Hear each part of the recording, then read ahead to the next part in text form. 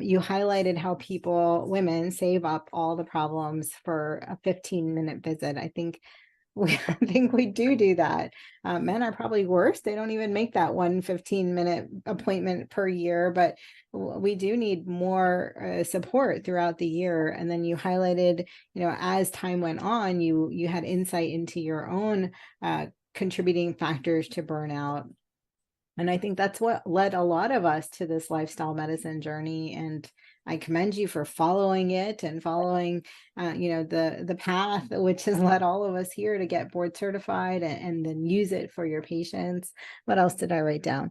And then you wrote down about the emotions behind our lifestyle choices. I'd like for you to expand a little bit more about that, because I think a lot of everything, more, but a lot of what we do is fueled by our emotions.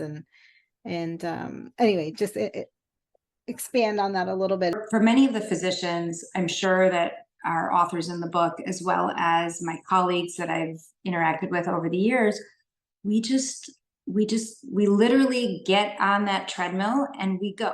We were told if we work very hard at something, we will accomplish it. And with trying to get into medical school, residency, practice, and then there's the added layers and the dynamics of being a female in medicine, and depending on where you are practicing, academic centers, private practice, there are variations of struggles that we all have to endure. And what I noticed as time went on is that I started wearing all of these, if you want to call them micro traumas or struggles or whatever you want to call it, I started wearing it like badges of, look at what I can do. I can not sleep for 3 or 4 days in a row and still go and be super mom and show up for field trips and do all these things. And it was literally eating me away, but I didn't see it until I had some circumstances that led me, it was in my face, and I realized I had to make a change. But what was happening was I didn't know how to cope or process with the emotions or the physical state of fatigue, or, with the line of work that I do, I see majority great, happy moments of life, but I also see some very awful parts of practice. And no one had ever helped me learn how to process that and understand it.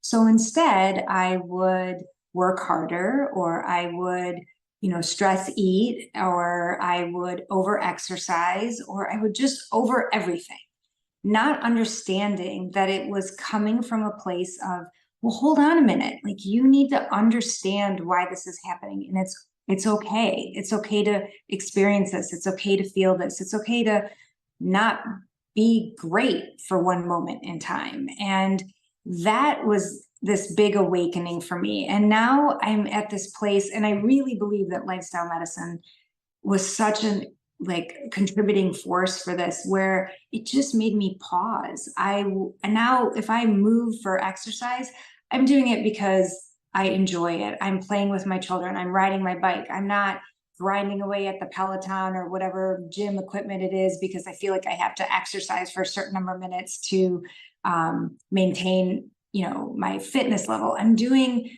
things with intention. And that was a big eye-opening experience for me. So with that being said, I love to talk about this with patients. And patients, when you probe a little bit further, it's almost like you can always find that emotional reason for why they are doing the things that they're doing. And it gives us power when you understand where it's coming from, as opposed to, as a gynecologist, everyone loves to blame their hormones as the root cause of every problem out there.